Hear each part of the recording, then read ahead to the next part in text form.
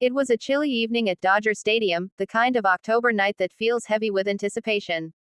The World Series atmosphere hung thick in the air as the Los Angeles Dodgers faced the Toronto Blue Jays in Game 3. Fans were on their feet, eyes glued to one man, Shohei Ohtani.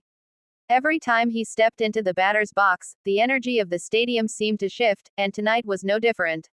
The scoreboard read 2-1 in favor of the Blue Jays as Ohtani prepared for his second at-bat of the game. The crowd knew what was coming: silence, tension, and then an eruption of noise the moment Ohtani made contact. His first at-bat of the night had been a battle, a full-count strikeout against Kevin Gausman, who had been sharp early on. But this time, Ohtani looked calmer, more focused, and far more dangerous. The Blue Jays dugout was tense. Pitching coach Pete Walker had told Gausman before the inning, "Don't give him anything middle in." Everyone knew what Ohtani could do with one mistake pitch. And yet, when the count reached 1-1, that very mistake arrived, a hanging splitter that didn't dive. The crack of the bat echoed through Chavez Ravine like thunder. Ohtani turned on it, sending a laser toward deep right center field. For a split second, the entire stadium froze, 52,000 people holding their breath as the ball soared through the cool night air. Then came the collective roar. But just as the fans thought it might leave the park, the ball dipped. George Springer sprinted back, leapt at the wall, and with his glove extended at full reach, made the catch. It was a stunning defensive play, one that saved a run and perhaps shifted the momentum back toward Toronto. Ohtani jogged toward first, looking out to right center with a faint grin. He clapped his hands once, acknowledging Springer's brilliance. Even in and out, he had given the fans a show. The camera cut to his teammates in the dugout, Freddie Freeman shaking his head in disbelief, Mookie Betts mouthing, "That was gone in any other park." The replay on the Jumbotron showed just how close it had been. Statcast recorded the exit velocity at 112.4 miles per hour, a projected distance of 406 feet. Only the deep dimensions of Dodger Stadium, and Springer's perfect route, had kept it in. The broadcast booth went wild. "That's Shohei Ohtani at his best," said Joe Davis, his voice rising with excitement. "Even his outs are spectacular." But the story didn't end there. Because for Ohtani, every moment, every at-bat, is part of a larger narrative. This wasn't just about a long out, it was about a superstar trying to lift his team in a critical World Series game. The Dodgers trailed, but the feeling in the park was that something special was brewing. In the Blue Jays dugout, Gausman exhaled deeply. He had survived the scariest man in baseball, for now. Manager John Schneider nodded to him, giving a small grin. "You owe Springer dinner," he joked. Meanwhile, Ohtani sat quietly on the bench, studying the tablet replay of his swing. He wasn't frustrated. He was calculating. He noticed how Gausman's splitter had been floating just a bit higher than usual. He knew he'd see that pitch again. And next time, he planned to make it count. By the fourth inning, the Dodgers crowd was still buzzing about the near home run. It wasn't just that Ohtani had hit the ball hard, it was the sound, the trajectory, and the electricity that rippled through the stands.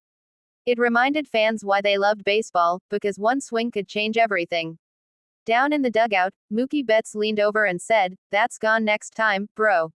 Ohtani just smiled, eyes focused, already visualizing his next chance. The television cameras captured kids in the stands holding up handmade signs, "Showtime," "Magic," and "Believe in Ohtani." For many of them, this was the moment they'd remember forever, being in the stadium when Ohtani nearly turned the tide. The Dodgers manager, Dave Roberts, later told reporters that Ohtani's presence had completely transformed the team's mindset. "When Shohei's in the lineup, you can feel it. Everyone plays with a little more belief." As the game continued, Gausman battled through the Dodgers' order, but Ohtani's near miss had rattled him. His control wavered slightly, and in the bottom of the fourth, Freeman singled sharply to right. The momentum was shifting again.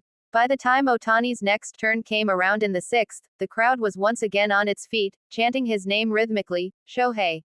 Shohei." It was a sound that reverberated through the concrete walls of the stadium. Even opposing fans couldn't help but admire the spectacle. Ohtani adjusted his gloves, tapped the plate twice, and stared down the mound with quiet intensity. He had seen Gausman's splitter. He had timed his fastball. Now, it was all about execution. But even before that moment arrived, analysts on social media were dissecting his second at-bat, the very one where he flew out to the warning track. Some called it a loud out, others said it was the turning point. Everyone agreed it felt like a glimpse of what was to come. Fans online posted slow-motion replays, debating the exact launch angle and whether the ball would have cleared the fence in Toronto or New York. It was baseball conversation at its finest, passionate, analytical, and full of respect for the craft. What stood out most was Ohtani's composure. He didn't argue, didn't show frustration. Instead, he kept his routine, embodying the patience of a true champion. The crowd sensed it. This was not a man chasing glory, it was a man preparing for it. After the game, reporters asked Ohtani about that second at bat. He simply smiled and said, "I got good contact. Next time, maybe a little higher launch." It was classic Ohtani, humble, calm, and confident. Even opposing players were in awe. Blue Jays shortstop Bo Bichette said, "You can't make a mistake to him. Even if you don't, he still finds a way to scare you."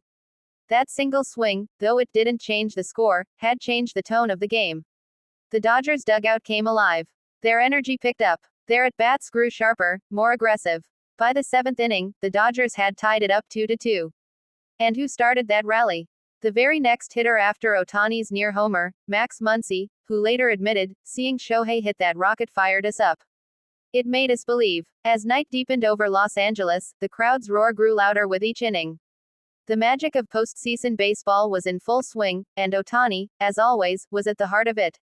His second at-bat may not have resulted in a hit, but it left an imprint that rippled through the rest of the night.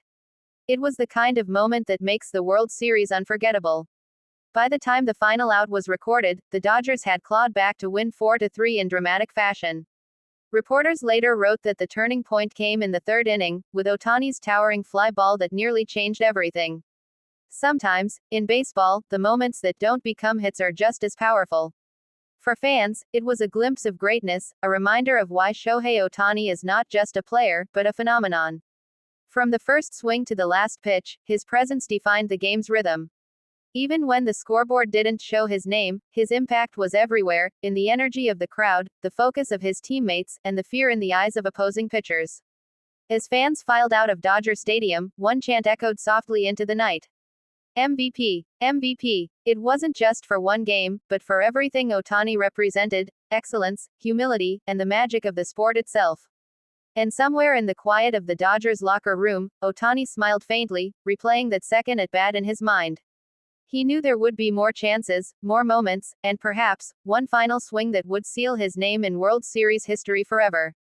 Because that's the beauty of Shohei Ohtani, even when he misses by inches, the world can't stop watching.